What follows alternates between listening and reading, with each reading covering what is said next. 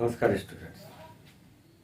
Class 10 में हम लोगों ने क्वांटिटी के क्वेश्चन तक अध्ययन किया है। इसके बाद रेशियो प्रोपोर्शन एक बहुत ही ज़बरदस्त टॉपिक है।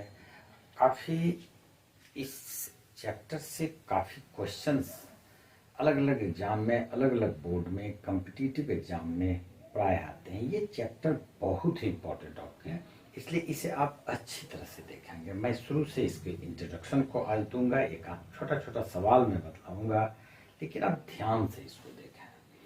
सबसे पहले रेशियो क्या है? रेशियो हम लोग किसको कहते हैं?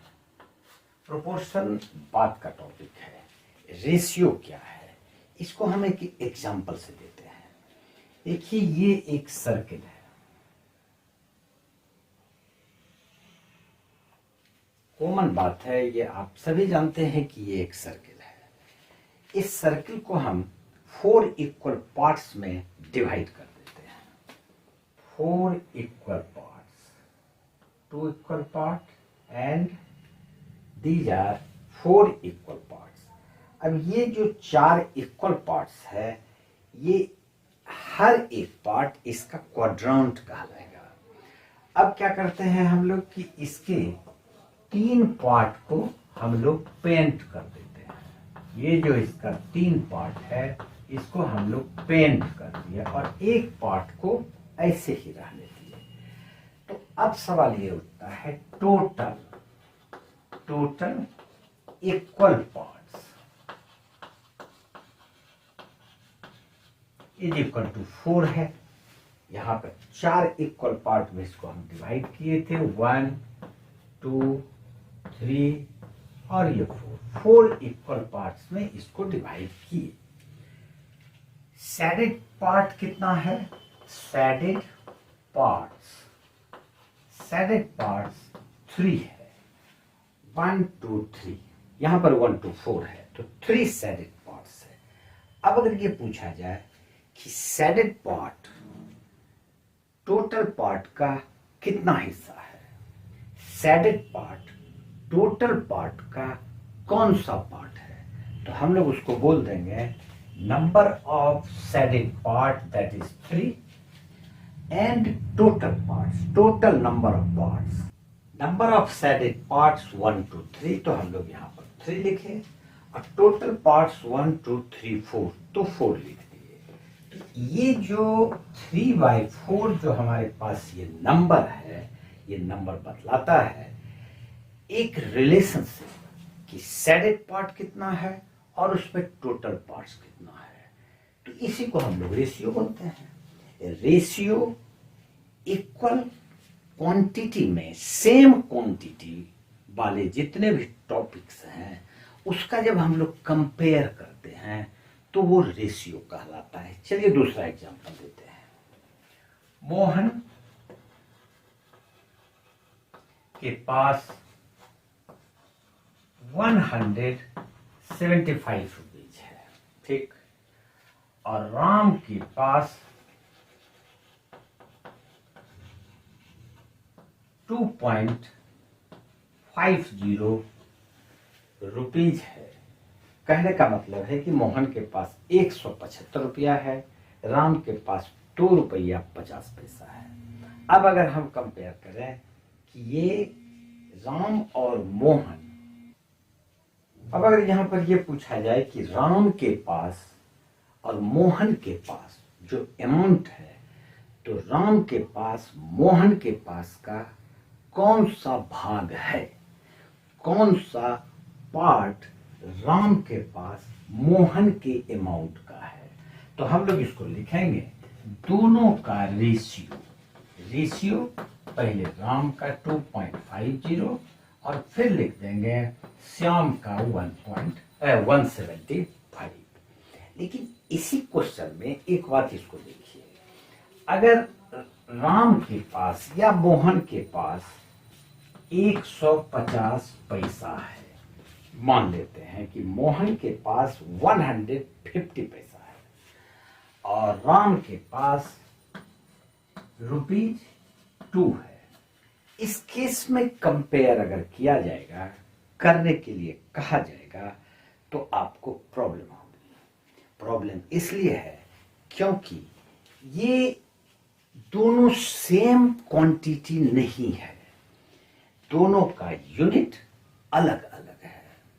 तो सब ऐसे केसेस में हम लोग दोनों के जो यूनिट्स होंगे उन दोनों यूनिट्स को सिमिलर करेंगे। जैसे यहां पर 150 है और ये पैसा में है, तो इसको सबसे पहले हम लोग रुपीज में कन्वर्ट कर लेंगे। 1.50 ये हो गया और ये रुपीज में है ही।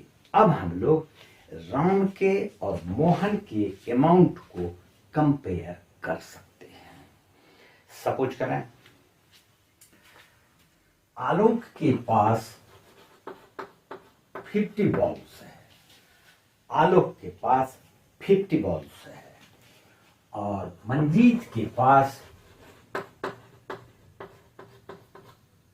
75 बॉल्स है। अगर ये कहा जाए कि बताएं आलोक के पास मंजीत के पास जितने बॉल्स हैं उसका कौन सा हिस्सा है, तो यहां पर हम लोग कंपेयर करेंगे। और कंपेयर करने का मतलब हो गया कि हम दोनों नंबर्स का रेशियो निकाल देंगे। तो अगर कंपेयर करना होगा तो हम लोग ये लिखेंगे रेशियो इज इक्वल टू आलोक के पास जितना बॉल्स है 50 और बाय मंजीत के पास जितना बॉल है 75। इसको सिंप्लीफाई कर लें। 52 53, यहां पर हमारे पास आता है 2/3। इसका मतलब है कि अगर इस दोनों को हम ऐड कर देते हैं तो 5 हो जाता है। इसका मतलब 5 में से 2 पार्ट आलोक का होगा और 3 पार्ट ये मंजीत का हो जाएगा। दोनों का रेशियो जो है वो रेशियो बतलाता है कि ये किसी और का शेयर है और ये किसी और का शेयर है। तो इस प्रकार से रेशियो जो होता है वो सेम नंबर में एक कंपैरिजन है। हम किसी भी, अब अगर आपको पूछा जाए कि find the ratio of age of Mohan and amount Sohan has, तो मोहन का एज और सोहन के पास कितना अमाउंट है इसका रेशियो निकालने कहा जाए या कंपेयर करने कह दिया जाए तो ये तो क्वेश्चन ही गड़बड़ है, क्योंकि ये दोनों सेम क्वांटिटी तो है ही नहीं। और जब सेम क्वांटिटी नहीं रहेगा तो कंपेयर हम कर ही नहीं सकते हैं।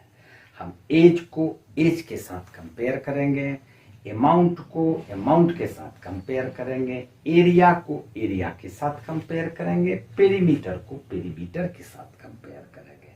यानी कि क्वांटिटी सिमिलर होना चाहिए, और अगर सिमिलर है तो रेशियो का मतलब है कि एक पार्ट दूसरे पार्ट का कितना टाइम्स है। जरूर समझ में आया होगा कुछ तो। फिर इसके बाद हम लोग इसका जब एग्जाम्पल देखेंगे, क्वेश्चंस बनाएंगे, तो डेफिनेटली आपके समझ में आएगा। एक सिंपल क्वेश्चन देखिए, रेशियो प्रोपोर्शन चैप्टर में रेशियो टॉपिक जो है उसमें जो क्वेश्चंस आते हैं वो रेशियो दिया रहता है और फिर फर्दर कोई दूसरा रेशियो ही हमको फाइंड करना होता है। यहाँ पर ये जो क्वेश्चन है, the ratio of x and y is 2:3, x is to y is equal to 2:3, then find the ratio of 3x plus 2y is to 2x plus 5y। हम क्या देख रहे हैं कि ये एक रेशियो हमको गिवन है and we have to find the ratio of these two numbers। Okay, तो इसको क्या करें, कैसे करें? बहुत सारे स्टूडेंट को मैंने देखा है कि x is to y is equal to 2:3, तो x का वैल्यू यहाँ पर 2 रख देता है, y का वैल्यू 3 रख देता है, सॉल्व कर देता है, आंसर भी आ जाता है। ठीक, लेकिन ये गलत है।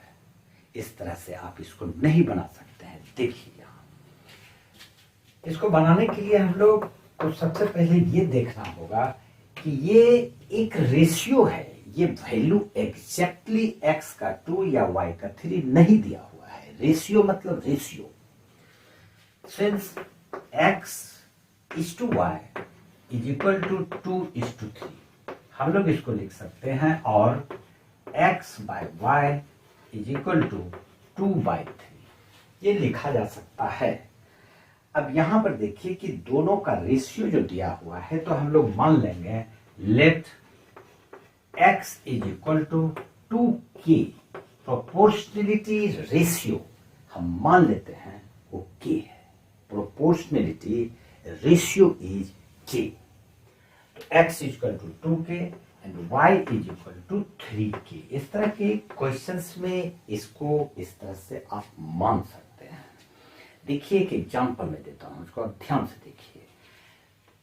2 बच्चा है, दोनों की एज का रेशियो है 4:5, तो हम ये नहीं कह सकते हैं कि एक बच्चे का एज 4 ईयर्स है, दूसरे बच्चे का एज 5 ईयर्स है, कुछ भी हो सकता है। ये 8/10, अगर रेशियो 8/10 है तो भी इसको सिंप्लीफाई करने पर ये 4/5 ही आता है। तो उस बच्चे का एज कभी 4 और दूसरे का 5, और फिर उसी दोनों बच्चे का एज 8 और 10 कैसे हो सकता है? तो ये सिस्टम नहीं है। सिस्टम है कि वो आपको सिंप्लीफाइड वैल्यू दिया हुआ है रेशियो में, वो एक कंपेयर किया हुआ नंबर है। और जो प्रोपोर्शनलिटी रेशियो है, जैसे यहाँ पर प्रोपोर्शनलिटी रेशियो 2 है, हम 8/10 को 4 × 2/5 × 2 लिख सकते हैं। तो ये जो 2 है, जो दोनों को मल्टीप्लाइड था, जिसको हम कैंसिल किए, वो प्रोपोर्शनलिटी रेशियो कहलाता है। तो यहाँ पर x और x equal to 2y, y equal to 3y, clear. अब हमको वैल्यू जिसका निकालना है उसको सावधानी से चलें। Now 3x plus 2y by 2x plus 5y is equal to 3 इंटू x के जगह पे हम 2k लिख सकते हैं, 2k प्लस 2 इंटू y के जगह पे 3k लिखेंगे, 3k बाय 2 इंटू x के जगह पे 2k प्लस 5 इंटू y के जगह पे 3k। सिर्फ x और y का जो वैल्यू है उसको हम वहां पर सब्स्टिट्यूट किए हैं। अब ये आ जाता है 3 to 6k plus 3 to 6k, 6k plus 6k by 2 to 4k plus 15k, ये इक्वल टू आ जाएगा 6 6 12k बाय 15 4 19k। के को हम कैंसिल कर सकते हैं, ये वही के है जो इस एग्जाम्पल में 2 है। कैंसिल हुआ कि नहीं हुआ? यहां पर भी 2 को हमने कैंसिल किया ही था, तभी तो उसको सिंप्लीफाइड वैल्यू 4/5 है। इसलिए जब भी रेशियो दिया रहे तो आप किसी ना किसी प्रोपोर्शनलिटी रेशियो को जरूर मान लें, फिर क्वेश्चन बन जाएगा। उसके बाद कैंसिल कर देते हैं तो यहां पर आ जाता है 12/90, यही हमारा आंसर होगा। कई बुक्स में मैंने देखा है कि इस तरह के क्वेश्चन को क्या किया जाता है कि x इज टू वाई का वैल्यू 2:3 दिया हुआ है। यहां पर देखें इसको, x is to y is equal to 2:3, हम इसको लिख सकते हैं x by y is equal to 2:3 लिख सकते हैं। अब ये जो एक्सप्रेशन हमारा है, ये वाला एक्सप्रेशन, इसको इस तरह से लिखा जा सकता है 3x plus 2y by 2x plus 5y। ये न्यूमरेटर है और ये डिनोमिनेटर है। न्यूमरेटर और डिनोमिनेटर को हम लोग y से डिवाइड कर देंगे। अगर y से डिवाइड कर देंगे तो ये जो एक्सप्रेशन है ये हमारे पास आता है 3 into x by y plus 2 into 1, y by y 1 by 2 into x by y और प्लस 5 इंटू 1। अब हम लोग यहाँ पर एक्स बाय वाई का ये वाला वैल्यू सब्स्टिट्यूट कर सकते हैं, तो जब आप इस तरह से बनाएंगे तो आंसर आएगा ही। तो इस तरह से बनाए आप या इस तरह से बनाए, इट डजंट मैटर, दोनों सही है। रेशियो प्रोपोर्शन का ये एक इंट्रोडक्शन था। हम लोग इस पर क्वेश्चन बनाएंगे, लेकिन आज first day of the chapter ratio and proportion इतना पर ही चलेंगे। एक आप लोगों से मेरी शिकायत है, वो ये कि आप लोग वीडियो को लाइक नहीं करते हैं। जरूर लाइक कर दिया कीजिए, हमारी बात मानिए और लाइक करेंगे। ठीक है, आज इतना सा ही। जय हिंद।